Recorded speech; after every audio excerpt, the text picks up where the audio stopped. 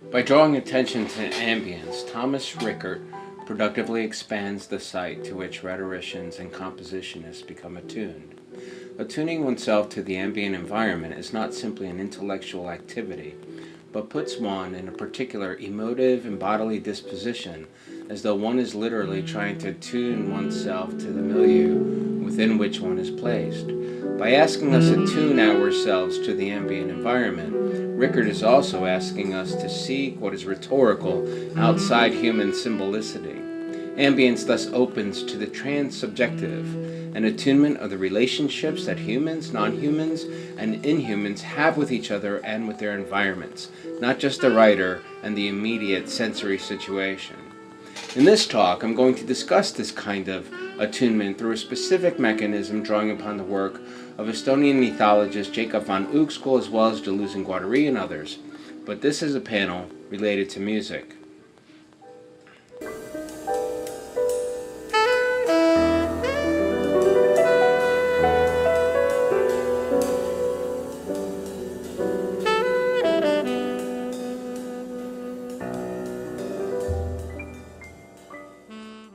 So I'd like to begin by setting a mood, with some mythical sense of the beginning. The real, the outside, nature, matter, force, the cosmos.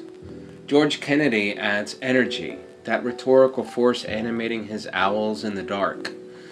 These are all terms Elizabeth Gross reminds us that attempt to stabilize chaos. Risk and reward. Draw a line in the sand. Stake a claim. And then the essential question, play it safe or dare to tangle with the chaos? Invade or create? Deterritorializations and war machines don't happen without first having a little piece of dirt. As Cyrus says in the cult Coney Island classic The Warriors, we have been unable to invent because we have been fighting for 10 square feet of ground. The problem in the past has been the man turning us against one another. We have been unable to see the truth because we have been fighting for 10 square feet of ground. Our turf.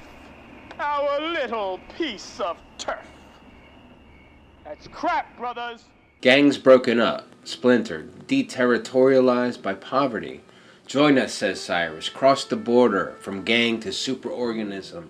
Reterritorialized or made into what Deleuze and Guattari call a refrain, a grand scheme to harmonize those rogue elements of the New York milieu into a symphony of soldiers. You're standing right now with 9 delegates from 100 gangs. And there's over 100 more. That's 20,000 hardcore members. 40,000 counting affiliates. And 20,000 more not organized, but ready to fight. 60,000 soldiers. Now there ain't but 20,000 police in the whole town. Can you dig it? Can you dig it? Can you dig it?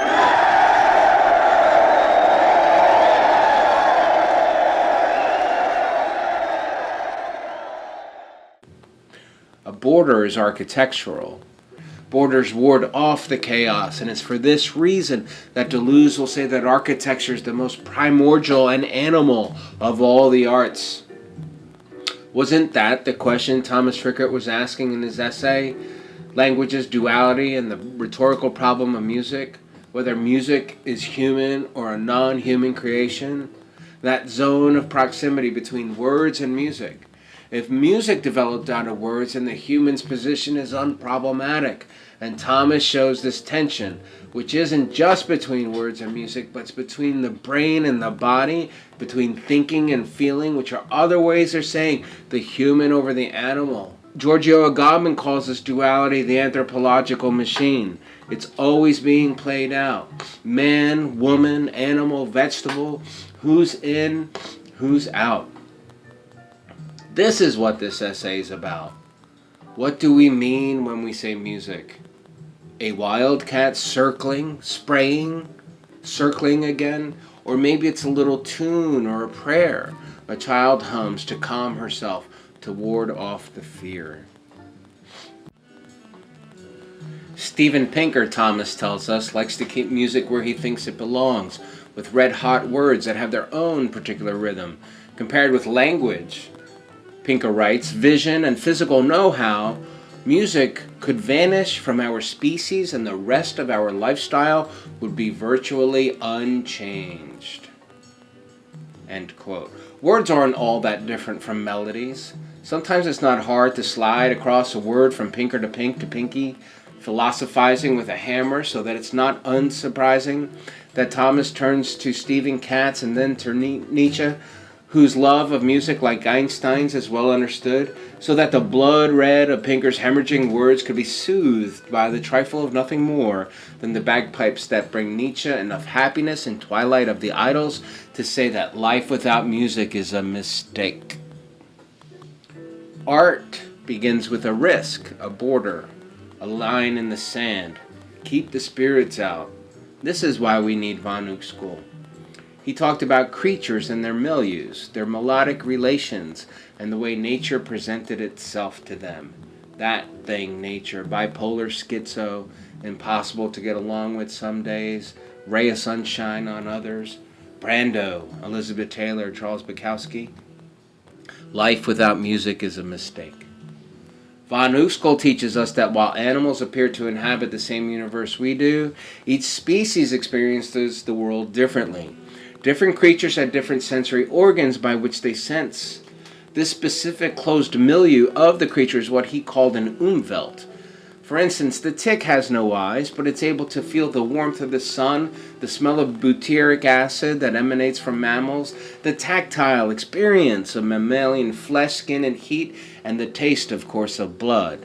These experiences are the limits of the tick's world. Even though each animal seems to inhabit the same universe, each lives in a different species-specific sensory world. Hence, the stem of a wildflower is a different object for the tick that climbs it, the girl who plucks it, the locust larva that sucks it, and the cow that eats it. One thing appears and means something different to 4 different creatures because each experiences the world through different visual, sonic, and tactile apparati and frequencies. Risk and reward cut through the milieu or space. We all have our filters and screens. Humans have 5 to 6 million olfactory receptors, not too bad. A dog, 220 million. An elephant, 500 million ways of smelling. How different sensory worlds correspond to one another is where one might start thinking about an ontology of music and its impacts for rhetoric. In the case of the bat and the butterfly, for instance, it is the Umwelt, not the creature itself, but the interplay between the Umwelts of the creatures where one can find the rhythm and vibration that is the foundation upon which music and its improvisational nature rests. Bats hunt certain nocturnal butterflies and they use sound for a variety of purposes, but the sonic apparatus of the butterfly is virtually non-existent, yet there is one sound it can detect, the cry of the bat. The genetic material of the butterfly includes directions to formulate one organ that is specifically attuned to its enemy. This single response is in counterpoint to the bat's ability to detect the flapping of a butterfly's wing. Take the case of the fly and the spider. Long before we figured this out, the Umwelt of the spider figured out that the fly cannot perceive the refined filaments of the non-moving static web. These strands of the web are spun in such a way that the distance between them matches the size of the fly. Despite the 6 or 8 eyes of the spider, it can only visually perceive small changes in light. This is why Deleuze can joke and say that a big juicy fly can be placed right next to the spider, but the spider will take no notice. The spider gets the most information through the vibrations of its web. Like us, it needs its own creations and technologies to survive. But unlike we greedy bastards, all the spider wants is to catch a little vibe, a little tune off its instrument. The point is that different Umwelts harmonize with each other. For an oak tree, the leaves are spread like a roof to form a melodic counterpoint to the rain. The octopus's muscular pocket contracts to swim. It is a developmental melody that makes hydraulic locomotion possible. What von Uxkel calls the music of nature is the interplay between the umwelts from different species. Each one of these milieu components is a melody. Movement and music make the body move. Blues in your earphones and your head starts moving.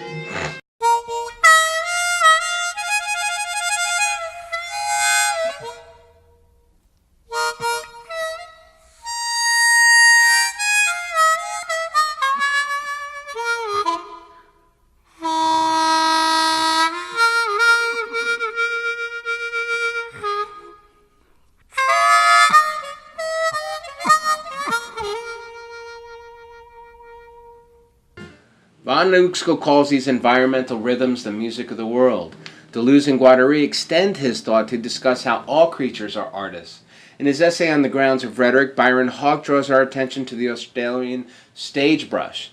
D&G explain how every morning the stage brush gets ready to perform by cutting leaves off branches so they fall to the ground. The bird then flies down and turns them over so the paler side is turned up, making the leaves contrast with the surrounding earth so that he can construct a stage for itself like a ready-made.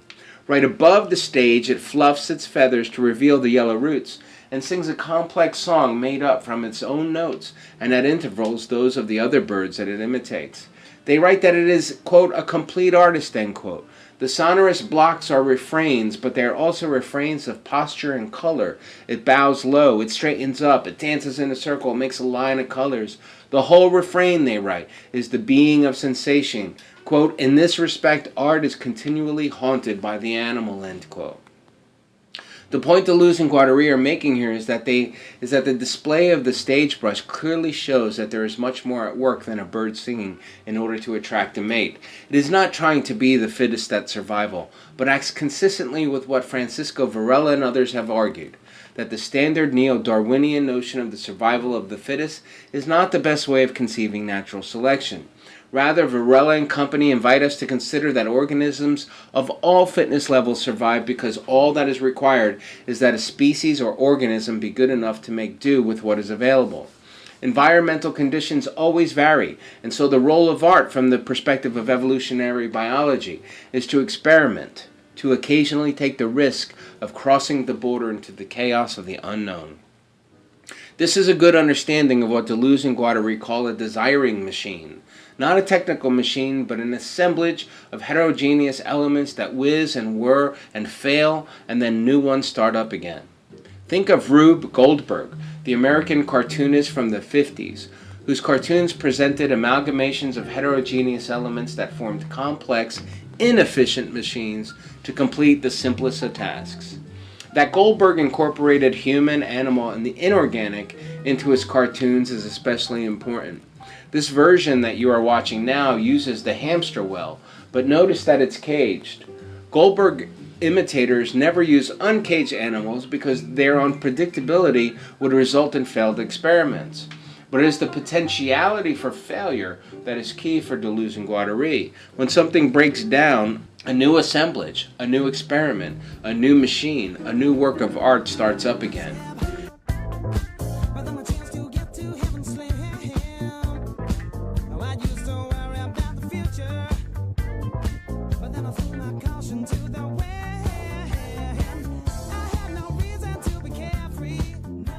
Play instruments you can't play. Write bad poetry. Dance like a fool. It is towards that chaos where musical processes are in continual drift. An organism, a species, an umwelt invents new assemblages that do not have the goal of survival as an objective. Rather, machines are invented because they are possible. If they fail, all the better. New inventions are then set into motion. And now, a performance of John Cage's 433. Please welcome our soloist, William Marks. John Cage composed 433 only after going to the anechoic chamber in Harvard in 1951, a chamber that was supposed to eliminate all sounds. Cage wrote, "I literally expected to hear nothing. Anybody who knows me knows this story. I am constantly telling it. Anyway, in that silent room I heard two sounds, one high and one low. Afterward, I asked the engineer in charge why, If the room was so silent, I had heard two sounds. He said, "The high one was your nervous system in operation. The low one was your blood in circulation." At that point, Cage decided the future of music would always be secure, for there is no way to escape it. And so Cage's story of trying to make the world speak, of, quote, trying to get the spirit out of the object, unquote, became one of Cage's missions. This is Risk, a deterritorialization away from the territory of music and into the world of sound. It's a sort of natural drift into the unknown. Home isn't home. It's the chaos to which we always return.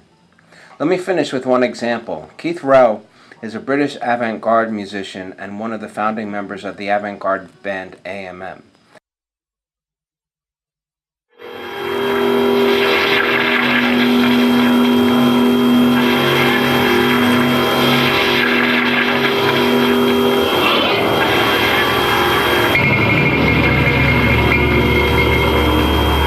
I thought about it then seriously, quite formally, that how do I develop a new language for this instrument?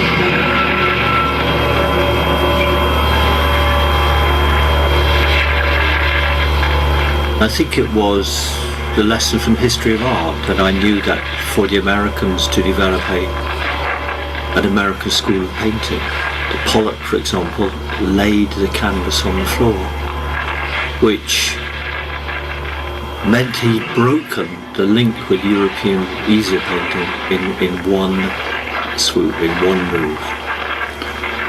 I kind of figured that if I did the same with the guitar, if I laid the guitar down, I would achieve a whole number of things which were my objective at the time. A break with the past, the possibility of developing a completely new language, a sense of detaching yourself from the immediacy of the instrument, and creating a gap between you and the essential material.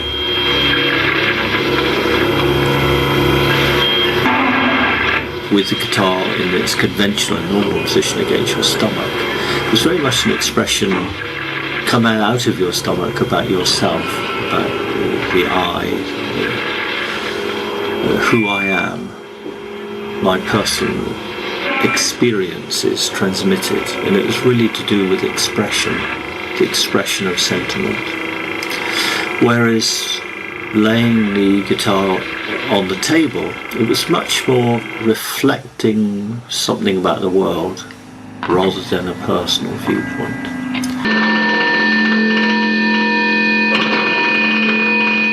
I think juxtaposition of material is certainly what I'm about.